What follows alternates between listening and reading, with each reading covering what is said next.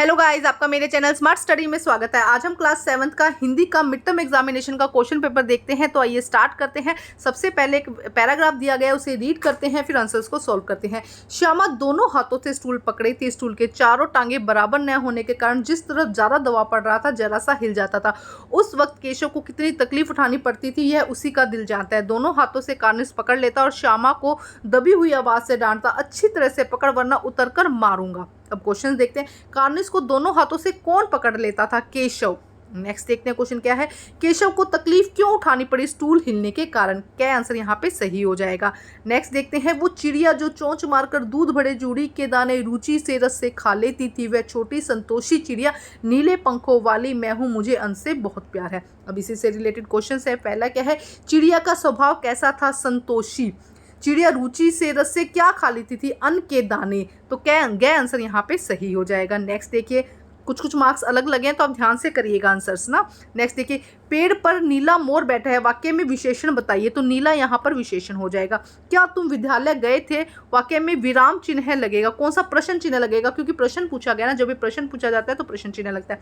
छत पर कोई है, वाक्य में सर्वनाम बताइए। तो कोई यहाँ पर क्या हो जाएगा? सर्वनाम हो जाएगा। कवि शब्द का स्त्रीलिंग क्या होगा? कवित्री। गए आंसर यहाँ पे क्या हो जाएगा? सही हो जाएगा। फिर एक गद्यांश दिया गया है, उसे पढ़ते हैं और आंसर सोल्व करते हैं। मुरली वाला हर्ष गदगद हो उठा, बोला सबको देंगे भैया, लेकिन जरा रुको, ठहरो, एक देने दो, अभी इतनी जल्दी हम कहीं लौटे थोड़े ही जा रहे हैं, बेचने तो आए हैं, समय मेरे पास एक दो नहीं पूरी 57 है। हाँ बाबूजी, क्या पूछा? आप कितने में दे? वैसे तो 3-3 पैसे के हिसाब से है, पर आपको 2-2 पैसे में ही दे दूंगा। नेक्स्ट, हर्ष से कौन भर उठा? मुरली वाला। गए आंसर यहाँ पे सही हो जाएगा। मुरली वाले के पास कुल कितनी मुरलियां थी? 57। नेक्स्ट देखिए, बाबूजी ने मुरली वाले से क्या पूछा? बाबूजी ने मुरली वाले से मुरली का दाम पूछा। क्या आंसर यहाँ पे सही हो जाएगा? मुरली वाले सभी को मुरली कितने पैसे से दे रहे थे? 3 पैसे के हिसाब से दे रहे थे। ठीक है। नेक्स्ट देखो क्या कहा जा रहा है। काव्यांश को पढ़ना है। ऐसे थे अरमान की उड़ते, नीले नभ की सीमा पाने, लाल लाल किरण की चोंच खोल, चुगते तारक अनार के दाने, होती सीमा हीन क्षितिज से इन पंखों की होड़ा होड़ी, या तो क्षितिज मिलन बन जाता या तंती सांसों की डोरी। अब इसको रीड करते हैं। नीले नभ की सीमा को कौन पाना चाहता है? पक्षी। है आंसर यहाँ पे सही हो जाएगा। तारक अनार के दानों का क्या भावार्थ है? बड़े बड़े अनार के दाने। उपयुक्त पंक्तियों में पक्षियों की क्या इच्छा है? क्षितिज से मिलने की। क्या आंसर हमारा यहाँ पे सही हो जाएगा? क्षितिज को कैसा बताया गया है? सीमाहीन। क्या आंसर हमारा यहाँ पे सही हो जाएगा। रोहिणी को मुरली वाले का स्वर से किसका स्मरण हो जाता था? खिलौने वाले का। क्या आंसर सही हो जाएगा। पापा खो गए पाठ में वर्णित घटनाएं किस समय घटित हो रही थी? रात के समय। है आंसर हमारा यहाँ पे सही हो जाएगा। नेक्स्ट देखते हैं। पक्षियों के पंख कैसे थे? पुलकित। कठपुतली किससे मुक्त होना चाहती थी? बंधन से। क्या आंसर हमारा यहाँ पे सही हो जाएगा।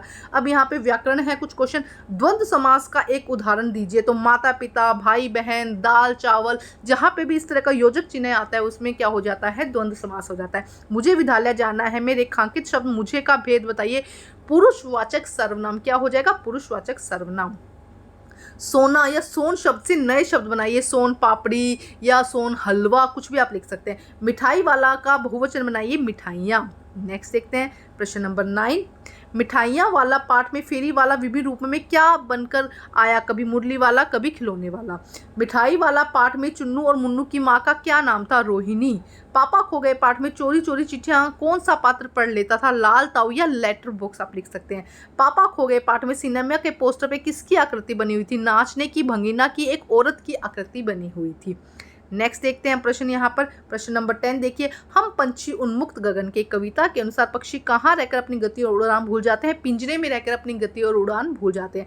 हम पंछी उन्मुक्त गगन में कविता के अनुसार पक्षी हमें किस में विघ्न नहीं चाहते हैं? अपनी उड़ान या स्वतंत्रता में कोई विघ्न नहीं चाहते हैं। कठपुतली कविता में कठपुतली क्या तोड़ना चाहती है? बंधन भरे धागों को जिसमें उसको बांध रखा है उनको तोड़ना चाहती है। कठपुतली कविता के रचनाकार कौन है? भवानी प्रसाद मिश्र। नेक्स्ट देखते हैं प्रश्न नंबर 11 देखते हैं। 11 में यहाँ पर 5 क्वेश्चन जिसमें से 4 क्वेश्चन करने हैं। 30 to 40 वर्ड्स में आंसर करने हैं। इन क्वेश्चन को सबको साथ में रीड करते हैं, फिर सबको साथ में आंसर करेंगे। मिठाई वाला के किन गुण के कारण बच्चे उनकी तरफ आकर्षित होते थे? मिठाई वाला अलग अलग चीजें क्यों बेचा करता था और वह महीनों बाद क्यों आता था? पापा खो गए पाठ में पेड़ और खंबे की दोस्ती कैसे हुई? पापा खो गए पाठ में लाल ताऊ बाकी पात्रों से भिन्न कैसे था?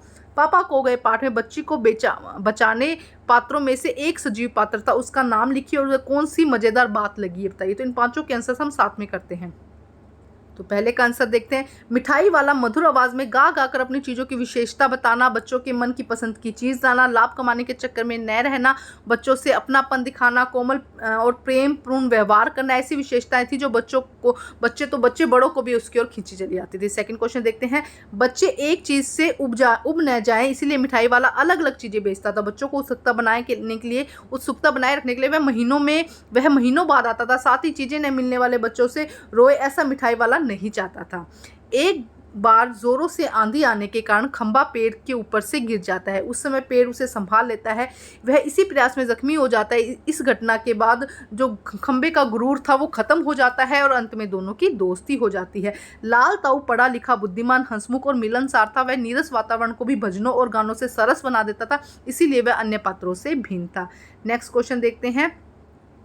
नाटक में एकमात्र सजीव पात्र कौवा था। वह काफी होशियार था। उसे लड़की को बचाने के लिए अहम भूमिका निभाई। उसकी सामयिक घटनाओं को पूरा ज्ञान है। वह समाज के अच्छे बुरे लोगों की पहचान है। दुष्ट आदमी से बच्ची को बचाने के लिए सबसे पहले भूत भूत चिल्लाता है। उसी की योजना अनुसार बालिका को उठाने वाले दुष्ट व्यक्ति भूत के डर से बालिका को छोड़कर भाग जाते हैं। उसी की परामर्श से बच्ची को सकुशल घर पहुंचाने में पुलिस के आने तक का इंतजार करते हैं। और जब यह सोचा जाता है कि अगर पुलिस आ गई तो क्या होगा, तो कौवा लेटर बॉक्स से बड़े बड़े अक्षरों में शिया पापा खो गए लिखने को कहता है। तो इस तरीके का थोड़ा आप इसके अंदर ऐड ऑन कर सकते हैं। अब देखते हैं नेक्स्ट प्रश्न। अब प्रश्न नंबर 12 देखते हैं। आपके विचार में पिंजरे में हर तरह की सुख सुविधा को ठुकराकर पंछी खुले आसमान में क्यों उड़ना चाहते हैं? सभी के आंसर साथ में देखेंगे हम। पंछी उन्मुक्त गगन के पाठ के आधार पर बताइए पक्षी उन्मुक्त रहकर अपनी कौन कौन सी इच्छाएं पूरा करना चाहते हैं? कठपुतली कविता में पहली कठपुतली यह सोचने लगी कि ये कैसी इच्छा है मेरे मन में जगी, ये क्यों सोचने लगी? वो चौथा क्वेश्चन क्या है? कठपुतली कविता में कठपुतली धागों से बंधे होने के कारण क्या नहीं कर पा रही थी? सभी आंसर साथ में देखते हैं। देखो, क्योंकि उन्हें स्वतंत्रता पसंद है, वे बंधन में नहीं रहना चाहती, खुले आकाश की आज़ादी में उड़ना चाहती है। पक्षी उन्मुक्त में बहते हुए जल को पीना, कड़वी निंबोरी के फल को खाना, पेड़ में सबसे ऊंची टहनी पर झूलना, खुले आसमान में उड़ना, क्षितिज के अंत तक उड़ने की इच्छा पूरी करना चाहते थे। नेक्स्ट देखते हैं। कठपुतली ने अपने पांवों पर खड़े होना चाहती थी। पराधीनता उसे पसंद नहीं थी। वह आत्मनिर्भर बनना चाहती थी। अन्य कठपुतली की उसे जिम्मेदारी आया तो वह डर गई, चिंतित हो गई। कहीं उसका उठाया गया कदम दूसरों को मुसीबत में ना डाल दे, इसीलिए वह शीघ्र स्वतंत्र होने की चिंता उससे होने लगी। मतलब वो सोचने लगी कि कहीं मेरे स्टेप से दूसरों को नुकसान न हो जाए। नेक्स्ट देखते हैं। कठपुतली अपने पांव पर खड़ी होना चाहती थी।